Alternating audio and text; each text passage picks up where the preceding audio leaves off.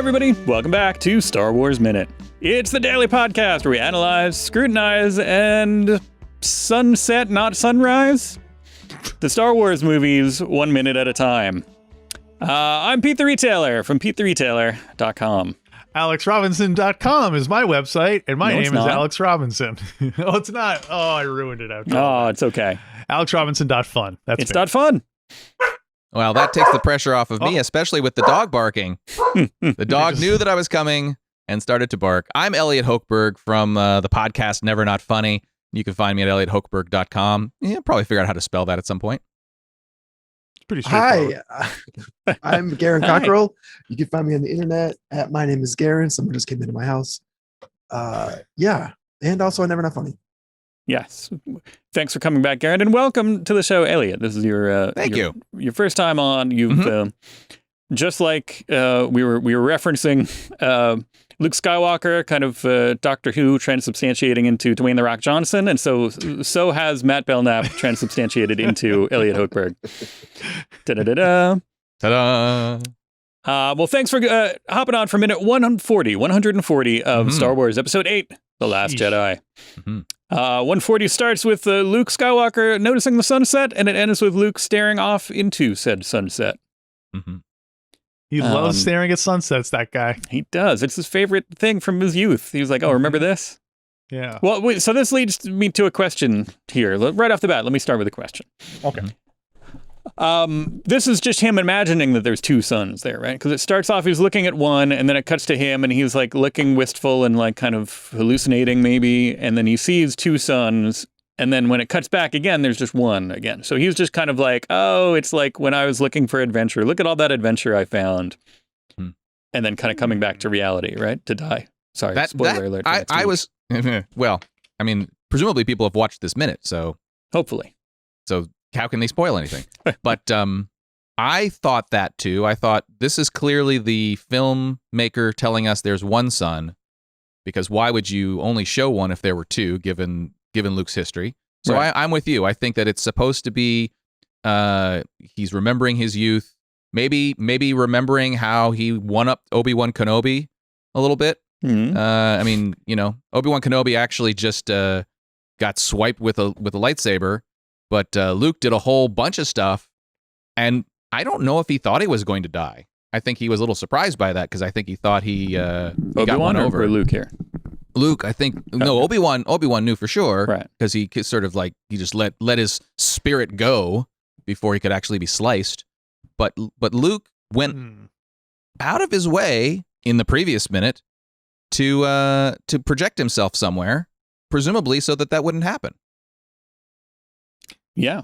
And we were speculating yesterday, I think, that it could be the fall that killed him too. He wasn't really expecting, he was floating a little bit too high and then fell on the rock and hurt himself. So that Well, here's the thing. I just watched this again. And we talked about it with Matt, like how that weird how he ended up on the ground and put his hand in the thing. That is so clearly a reshoot and a pickup, because the scenes that show him on the rock in this minute match what happened in the previous minute when he just drops down. Like everything about his position is all it matches, as if that one moment, that one rock grabbing moment did not happen. So they shot that afterwards and stuck it in there because Ryan or whoever wanted some kind of a connection to Rey or something. Well, yeah. Also, I wonder if that was maybe that it was when they just showed him kind of sitting on the rock and then looking off at the sunset and then kind of, you know, evaporating, that wasn't clear enough, that it was he overexpended. People were like, why did he die? Like maybe they figured they needed, let's have him fall so you can tell that he really exerted himself and kind of claw back up. I don't know. That's an interesting idea. Or maybe it was originally going to be in a different part of the film when he was, I don't know what he's wearing. Is he wearing can you definitely tell he's wearing the same clothes? Doesn't he only have one same set of clothes? Yeah. I think he has a couple. He wears a couple of different clothes. Well, so you can't count, again, we're going back to the previous minute. You can't count his,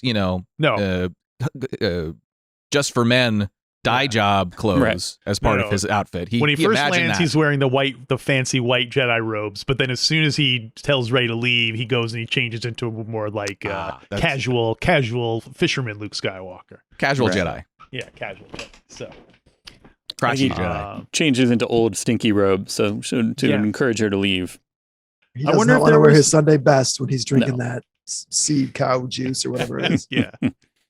It's weird to think that, like, because it's weird to think that a hermit now, could he just go anytime he wanted to, just go for, oh, you know what, I'm going to check in and see what's going on over there. It kind of takes it out. It kind of takes the allure of being a hermit out. If anytime you want to, you can just pop in on someone by sending your force projection. Oh. Well, to defend the movie and not have sarcasm, obviously this killed him. Right. So you can't just go just anytime you want. I mean, maybe somewhere else on the planet, maybe it's a distance thing where he was like, oh, I'm going all across the galaxy to project myself and actually make it seem like I'm really there. But I don't think it's a convenience communication. So you don't think service. you could do it like you don't think you could do it like 5 feet away from you? So if you can do that, then what's the limit where you're like, okay, now you're too far. I don't want to go to the store on the corner because I don't want to get dressed. But if I just project myself going down to the store on the corner, well, then how would you get your stuff back? I guess that doesn't make sense. because it's a projection, although it's a very, as we've learned from Loki, spoilers, there's different kinds of ways you can clone yourself. And so in this way, it's a projection. He doesn't have a physical form, but it seems physical to the people nearby. It's that good. But I think, like, so if you wanted to go to a restaurant, you force project yourself there and you say, I'd like to get a table for 4, please. And they're like, okay, it'll be 15 minutes. Then you're like, okay, cool. Then you just go back and you're like, oh, we have 15 minutes to get to the restaurant because it's going to take that long. Or so, like little things like that. It would be little conveniences to be able to force project yourself somewhere. Table for 4 is your whole party here? No, there's only 3 of us here. Okay, you got to wait. Oh no, here's our guy. Like, and force projecting while you're like driving. You're like, oh, I'm almost there. Like. I think there could be a lot of situations where it could be handy to have a little force projection Mm-hmm. power. If you're late for work, you force project yourself. Oh, how you doing, boss? And then as soon as the boss sees you, you can go back and then continue, limitless powers. Well, and that brings Luke having a job now. But then, yeah, how's he going to, I mean, I guess he's got to, his milk or whatever, but he's got to somehow get food. I think he has an Etsy store. He's selling Jedi robes, little fish, originals, right? Yeah. But one imagines. I mean, we don't see anybody else demonstrate this power ever in Star Wars, right? Even in like the cartoons and stuff. As far as I know, no. I think so. I think maybe later. I don't know. But we're not caught up on that stuff as much as we are this. So I don't think so. And so then the question becomes: how did he learn how to do it? When did he practice? Did he accidentally show up in somebody's house or bathroom? Right? Like, excuse me, I'm looking for crate. I am so sorry. Did not mean to project myself into your shower. Right. A likely story. It's a little a Brooklyn accent person. That was what I was trying to do anyway. I'm sorry. It's a likely story. Yeah. That's like one of those cliche situations in Star Wars, films in the Star Wars, pornographic films in the Star Wars universe. The old trope about the Jedi accidentally force projecting himself into the lady's house. And she's like, it's like.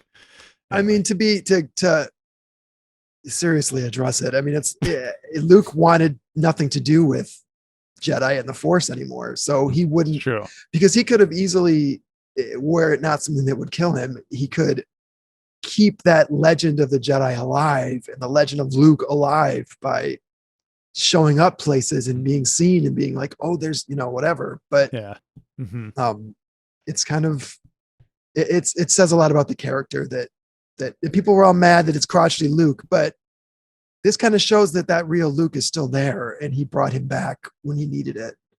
Right. So, So in a way, Kylo Ren saved Luke. Yeah. Well, the legend of Luke. So shut up, fanboys.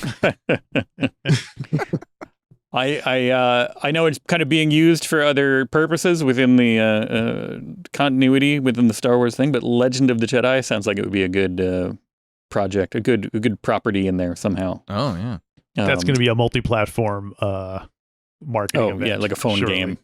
Oh no, you mean like a I like to see a High Republic thing where they're like, it's going to be a It's gonna video books game and a novel video game series and also and, comics and all kinds of stuff.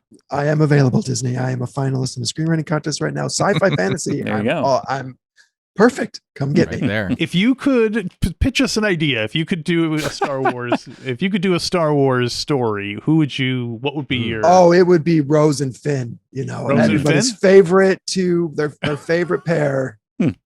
Their zany, wacky adventures of Rose and Finn across the galaxy. I hear this. Certainly. The internet is demanding it. I think. The internet is demanding it. Yeah. Yes. But no, I would love to do something with Finn. I think he got kind of a raw deal, and I would, I think he deserves, to further explore. I agree.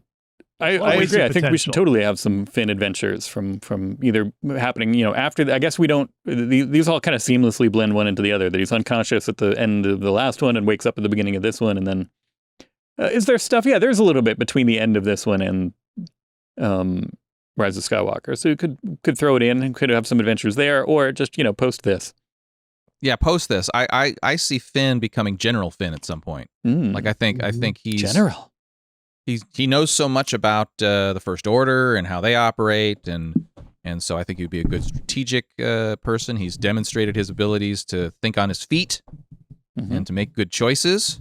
He may be force sensitive, although I kind of think he isn't. But he may be, so that could be something too. Yeah. There must be a lot of people where you're always wondering, am I force sensitive? Or people who think they're psychic and all that, Or people who think they have tetracolor eyesight. Yeah. Oh yeah, I can see that extra color. That's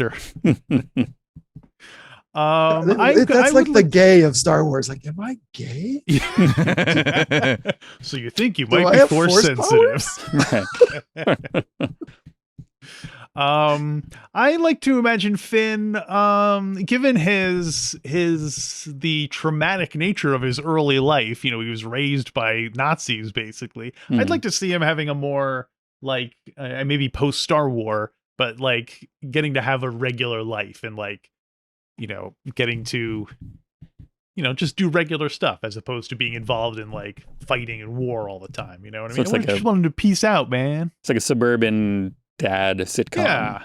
I want him to be coaching a kids soccer team. There you That go. would be a great franchise right there. Finn coaching a bunch of tween adolescent girls.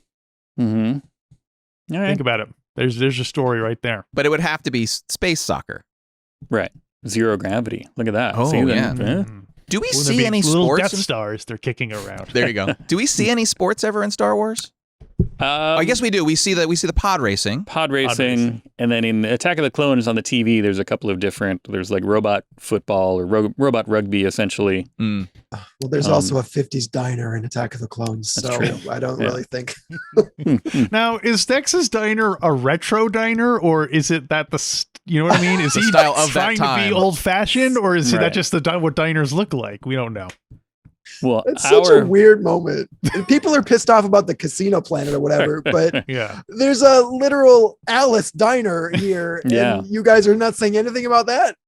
There's no history connection to our world and their world, and yet, So greasy fanboys, kiss my grits. right? Stifle yourself. Well, I mean, they're t-shirt. also all speaking English, so maybe the whole film is just an interpretation because we wouldn't understand because they wouldn't be human beings, they wouldn't be speaking English, they It's wouldn't not sit really at a a diner. 50s diner, but it's their version of what a Right. 50s does. The same vibe as what Exactly. a 50s diner. it's what Hey, we would did you guys- understand. Have you seen that clip that's going around of Carl Sagan on the Tonight Show Mhm. talking Oh, about yeah. Star Wars? That Yep. is absolutely wonderful. He tore right into it without any hesitation. Yeah, it Yeah. was I interesting. liked Carl Sagan too. Yeah, in the past tense.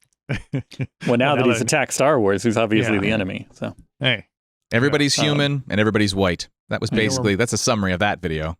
yeah. Not anymore. I had we see here the see here. My good man. we referenced it, but Rey and Leia kind of feeling that disturbance, and Yes. Rey seems to just kind of notice it, whereas Leia, it seems like a gasp, like a more like visceral That would make sense. Startle, I guess. It doesn't. Yeah, I guess so. She was his brother, and Rey is just like, it's like somebody she met. But it's also new to her. Like that's a feeling that she probably wasn't familiar with, and that looking back at Leia is confirmation. Like, oh, is that what that means? That means Luke's gone. That means. Did she not? Did she not feel Alderaan? I know that Obi-Wan did. Did she not feel? No, Alderaan? I'm talking about Rey. Oh, okay. Sorry. Right. Oh no, Leia didn't. Well, Leia felt. I don't know. We don't see her. I think when Han died, she felt it. I think they cut back to her. Yeah, I think Leia felt it. Right. Rey saw it. She didn't have to feel it, but no. She felt nothing. That's an interesting question. Does that also is that also different across distance?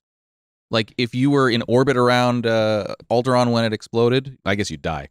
But but like if you were in the system when it exploded, would you feel it more than in hyperspace or? It's probably a combination of the amount of deaths and the force sensitivity of the person.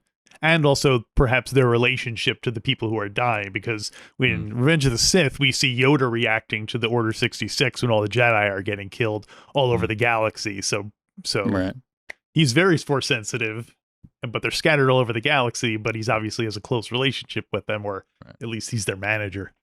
But what is Grogu's experience? How does he feel about Order? I mean, he survived it, theoretically, so... Yeah. Well, the question also remains is where is Grogu now during the events of The Last Jedi? Right. Did he was he at the school when if he was with Luke? It lends the belief that he is no longer among the living. Right. So that would be interesting. That night Grogu was partying with his friends down at the library. Right. So, he came back and he's like, "Whoa, what happened?" That's why Luke doesn't want those books anymore, because he remembers what happened to Grogu. Yeah, there you go. Yeah, if you were looking to if they were looking to double down and really make Kylo Ren more of a villain, adding that fact in there is like, oh, he destroyed the temple and killed Baby Yoda. Everybody would be like, oh, what a monster. No way. Yeah. It's bad enough he killed Han Solo and we're expected to feel bad for him, but that would be a bridge too far. Yeah. Just decapitates Grogu. Just it's in the comics. I was thinking more like a skewer type thing where he'd slowly slide down the blade, it's Friday the 13th Part 4 style. There you go. I'm sorry, I thought it was on a different podcast. Do you think how do you think Rey feels? Because now that she knows, like, she basically guilted Luke into coming and it killed him. Is she like, oh, like, well, I guess it got us out of one jam. I mean, right. I mean, that's an interesting question though. Like, because now she's the only one now. She is the titular Last Jedi now. Yeah. So it's pressure. We're allowed to talk about things that happen after this, right? Spoiling future things. Yeah, so she's a Palpatine, right? Yes. So as a Palpatine, maybe what she was told. We could always retcon everything if you want. If you're going to go that far. I mean, so far, we're going to take the word of people who have been known to lie. I hate that so much. The idea of Rey coming from nothing is so inspiring for people. Yeah. But people who are descended from rich bloodlines also need to be inspired. They should have, I guess, seen themselves on screen for once. Yeah, it would be. You're right. I take finally. You're right. At last. Representation. Yes. But if we assume, oh boy, I just turned 13. If we assume that Rey is a Palpatine, then, I'm not saying that personality is genetic, but Palpy didn't really care much about what happened to other people. Maybe she's just like, because she's just kind of, in that moment, she's kind of looking like, She's a sociopath. She's like, boy, other people are sad and I feel nothing. I mean, maybe. Feelings? Yeah. She doesn't, because to me, if you learn that somebody who you saw as a mentor just died. Yeah. I mean, wouldn't you kind of be like, wait, what? Like, you'd be surprised. You'd be confused. Maybe you'd be upset. I don't see any of that. It's more like, oh, okay. Well, I think it was basically trust your feelings, Rey. I don't have any. Right. What is that? Feelings. I think it's a combination. I think like like we said, it's new to her. She's like, what is that feeling? What does that mean? What is this thing called, love? Yeah. What's this thing called, love? And then also she has a, I think kind of knowing what Luke was up to and knowing kind of that I think that, that feeling is like, oh, he's becoming one with the Force, whereas she is more, it's not like he's dying. It's like, oh, he's becoming more present, essentially. He's becoming kind of like now part of this whole thing, becoming, whereas, I think that Leia didn't really get any of the updates as to, she doesn't really know, as far as I can tell, she doesn't even know that Rey found Luke. She's like, oh, they just went off followed the map. Like she hasn't, I don't know if she's gotten any updates from anybody as to what's going on. So all of a sudden she was just like, oh, map. Hey, I just saw Luke, walking in here, and now I feel like he's gone, like from somewhere else. Like, did she know that it was a projection earlier?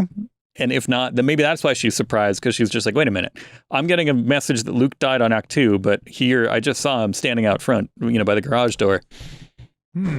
I don't know. There's no current canon of Leia training as a Jedi, or is there? There is a comic, I think. But is it current canon? In Rise of Skywalker, we see her training Rey as like a. Oh no, we see her and Luke. Yeah, we see a flashback together, right? to her and Luke. Oh, that's what I'm together. thinking of. Okay. Yeah, that's it. I thought that was a comic. Yeah, but it was Lieutenant Connix playing Leia in that scene. Right. So, and it seems like, I don't know. It seems to me, my read on it, which is not, it's vague enough that it's open to interpretation still, but my read on it is that she was never fully interested in going down the full-on Jedi path. She just, did some training. It didn't come naturally to her, and she stuck kind of more to she dabbled in it and stuck more to kind of politics and war, which was her forte. Well, it makes sense. I mean, like there'd be other knights aren't the only. She'd be like the librarian. She'd be like Jocasta Nu in Attack of the Clones. She'd be like, there you go. She was a Jedi, but she wasn't like a go out and fight people generally kind of Jedi. Right. Although I mean, that's why it makes sense that it activated when she was unconscious, like when she was about to die. Right. Yeah. That's the reason I can believe that scene is successful. It's because the stress. It was involuntary. Right. It just happened. It was, The midichlorians decided. Because of the nature of this minute, I want to share a little something about when I first kind of learned about editing and stuff. There was a thing called Laser Pacific, and it had these laser discs, and when they would shoot dailies for a TV show, they would put them on laser discs, and they had a bunch of things, and I got a chance to train. It was an episode of Quantum Leap. And so Scott Bakula doing a great job. Whoever that week's guest star was, the person who was training us went out of his way to say, now I want you to watch what happens when she's not talking. And so she would say her line, and then she would kind of just look off to the side. And he was like, well, I can't use her because she's not looking around. So what I'm going to do is I'm going to take something from Scott while he's reacting to her stuff or whatever and put him in, or I'm going to go to him. But the other thing they taught us with all that was you could also go to, there was this one spot where she wasn't giving anything when the cameras were rolling, but they needed a reaction shot for her for something. So he went to before action, and she was just kind of looking and they were still rolling, and then they grabbed something there and popped that in. So my point is, this scene is all that. It's all just no talking. And a bag of chips. It's all just no talking, and any of the, we're putting interpretations into this from the actor's perspective, from the writer's perspective. The only real interpretations are the director and the editor, where for all we know, some of these were outtakes. And they're just like, well, we just need somebody to look in a certain way. We'll pop it in. So, I mean, who knows? Maybe one of these things, maybe the scene that they actually shot didn't get them what they wanted. And so they went, oh, wait, this is a good one. We'll use this. We'll use that part where so even though Mark Hamill so you're saying that despite what the actors are doing, when they were doing these scenes, they might have been thinking something entirely different. 100%. Thinking about anything at all. They might just be, love the idea that shot of Rey is just somebody who's like, lunch. She just like, Huh?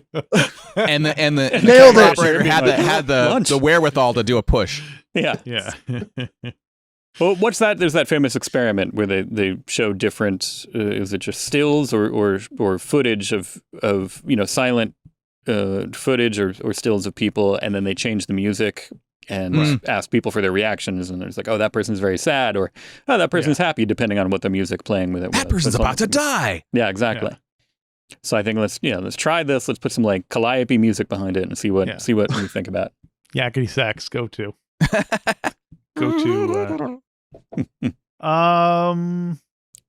Yeah, and nice shots of Luke at sunset. Mm-hmm. Yes. And I like how it also parallels the fact that he was looking, it basically echoes the shots of him when he was facing off against the First Order, where he was also looking into the sun. So it's convenient how it's sunset in both places. Is it convenient, or is he using the Force to hold the sun there so that they line up perfectly? Goodness gracious. Yeah. He's not only kind of apparating himself, he created another sun. That's why it took all the energy out of him. It's like, I'm gonna bring the sun, so it's dramatic. Yeah. Keep my lighting. Right. Well, that's all I had for 140. Elliot, we've kind of this is your first time here. Just your overall what's your overall feeling about this movie? You like this movie? I like this movie well enough. It had some issues, I suppose. I thought they were having fun with, the Hoth parallel and then the bloody salt things. I like a lot of Star Wars is the design of the ships and the mechs and all those sorts of things. And I thought I liked the what are they called? The ATGTs? What are the gorilla AT-ATs? I'm not supposed to say AT-AT. That's not a thing, right? It's AT-AT. No. I'd definitely AT-AT. Come on. There are people who would get mad, I think. I know, but we're mad at those people, so we're always say AT-AT. But I'm mad at both of you. They're called Imperial Walkers. Yeah, Alex is a traditional or a literalist. What's that? Where they only say Imperial Walkers in the movie, but they say AT-AT in the commercials for the toys. So that's my source. Yeah. ATM-6. ATM-6. So the gorilla hands. I dug that design. The sort of portable Death Star thing was a little bit weird. Right. But sure, fine, whatever. I mean, there's some things that don't work, and there are things where they don't deliver on what some of the characters could have done. But I like the movie overall. I wasn't. This is the one where although we have the this is Snoke dies in this one, right? That's the big scene. That was a weird one. Like that, like the whole sort of choreographed dance moves battle with the dudes in red. Mm-hmm. When I saw it the first time, I was like, wait, why don't they do that? Wait, couldn't they just kill him like that? But I did like the force activation of the blade. That was cool. Right. Yeah. So yeah. I liked it overall. I'm not mad at it. Is it like at the middle of the pack, you'd say, in terms of the Star Wars? Yeah, I think that's fair. Wars, I think that's fair. Obviously the 4, 5, and 6 are at the top, but now we have all these other things to now draw into. So are we comparing it to, Yes. Mandalorian? Are we comparing it to Clone Wars animated series? Yes. And so if you do that, I think it slots down like bottom middle, because I think a lot of the animated series do a pretty good job. The Mandalorian does a pretty good job as far as where would I put the Mandalorian if it was a movie? Under M. Oh, yeah, that's right. That's a good point. well, T, depending on what kind of person you are. Well, yeah, that's true. If we were Mandalorian, a robot. You're all wrong. I filed them in release order. Oh, excellent. I don't know. I would put the Mandalorian pretty highly so far. Yeah. I hope they don't louse it up. Just like Return of the Jedi and the Mandalorian in the last year or so have really suffered in my revisiting them with more critical eye. I've been like, well, but although no, that's not true. Return of the Jedi has come back. Seeing it in the theater, I got to see it in the theater a couple months ago. With your kids. That's with my kids, and it was like, oh, this is perfect. Like it's big and it's fun and it's great. I get it. Yeah. But to me, the Mandalorian kind of lands the whole sort of pulp space sci-fi idea better than I kind of think all the other movies even. Mhm. Like, Star Wars is a space opera, but it's kind of also a Western. Mm-hmm. Mandalorian really does that. Right. Yeah. I mean, I love the Mandalorian, but it really is the same thing every episode. It's Mando, go get this for me, and then bring it back, and then we can fight for a minute. It's well, season 2 was Mando's trying to find the Jedi, and he goes to one person who says, "Oh, you're looking for the Jedi. You have to find this other person." And then, that person says, "Oh, you have to go find that person." It's like you're watching an MMO. It's just quest after quest after quest. I love it. Don't get me wrong. I love the overall arc and story of it. Last Jedi is one of my favorite Star Wars movies. I love it. So awesome.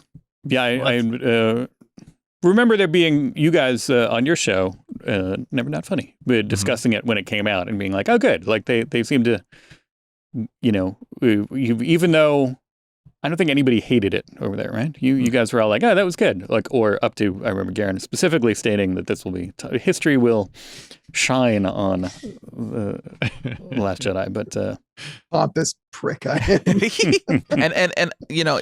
I mean, I've watched some of the critical reviews, like your Red Letter Medias and so forth, of The Last Jedi, and they make some good points. I think you should allow yourself to have fun in life, and I don't think that The Last Jedi ruins that. But I can kind of empathize. Like, I actually liked The Phantom Menace. I liked it, but I like Roman intrigue movies, and so if you're going to talk about trade contracts, I'm fine with that.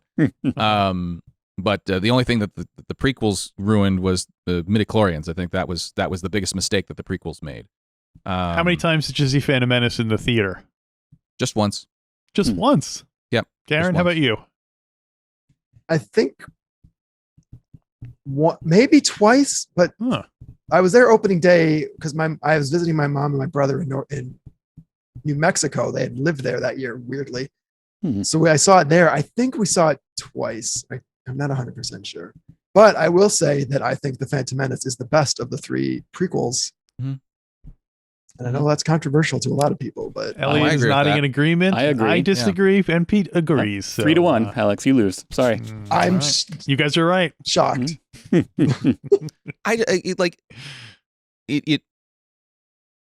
didn't have as much of the Transformers disease as the other two.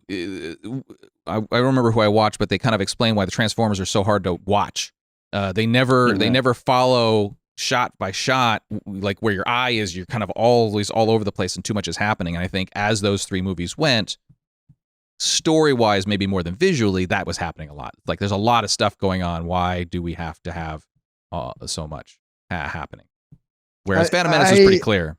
Yeah, but George Lucas is not an actor's director. Right. He is a shot guy. He is a cinematographer, more so than anything. Technician. And I don't think he's a very good writer. And I don't think he's a very well-rounded director.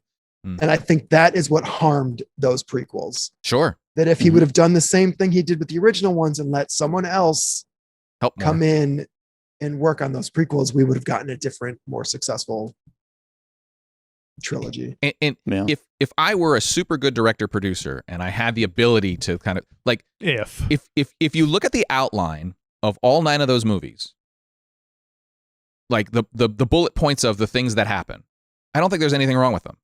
I think they're all fine. The only time that problems come in is in the story execution. In a similar way to Game of Thrones, the last season of Game of Thrones, if you look at the bullet points, I could do that. But then when you realize, here's the motivation that you gave that character, well, that doesn't make any sense. Did you watch any of the other things that you did? And so I think that's where some of these movies start to fall apart. Visually, they all have fun. They all have all the lightsabery things and everything you want. But if you think about them too much, that's where they start having problems. But that doesn't bother me. Right. Boy, I hate to be someone who has to think a lot about Star Wars. Well, thanks to both of you for coming by and thinking about Star Wars with us this week, this episode in particular. And once again, obviously Never Not Funny, but your individual places. Now, your EliotHochberg.com. And that's the easiest way to find me. Why am I doing it? You can plug yourselves. Why am I reading off your plugs for memory? So you can head over to EliotHochberg.com and you'll find my Twitter link and the Twitch link, and Fictional Brands has got a link there for t-shirts and stuff. just go there and look around. There's too many things there, and so you probably miss something. And Garon? Believe it or not, I do not have GaronCockrell.com, but you can find me on Patreon, on Twitter, on Instagram, on Twitch. I stream constantly. My name is Garon. It's handy. That's my no, I was going to get into it. It's like, wait, do you not own it because somebody else owns it? Did somebody else? No, I had it. Okay. Never did anything with it, and I think it expired. Okay. So I don't think anybody else has it. I'm not that. Yet. If I may, I think you should get mynameisgaron.com, and then you'd be all There you set. go. Oh, yeah. I probably should. Mm-hmm. To be on the safe side, you should get My Name is Garon and GaronCockrell.com and GaronCockrell.fun. Just so all your bases are covered. .fun. It's the way of the future. Well, in the future, we will be back. In the meantime, if you want to hear more from Alex and I, we've got 2 shows this weekend, Saturday and Sunday, available on our Patreon. That's StarWarsMinute.com/Patreon. We are, I think, still working our way through the Certain Point of View, the Empire Strikes Back Star Wars book. We're talking about every individual story over on the Saturday show, and then the Sunday show is a mishmash of whatever. Sometimes it's not even Star Wars. Who knows? Many times not even Star Wars. Many times it's not even Star Wars. I don't know what we're going to talk about now that hockey's over. How long is until it comes back? October, usually. Oh, boy. But we'll see. We'll be there, and then we'll be back here on Monday for a brand new Star Wars Minute. Star Wars Minute.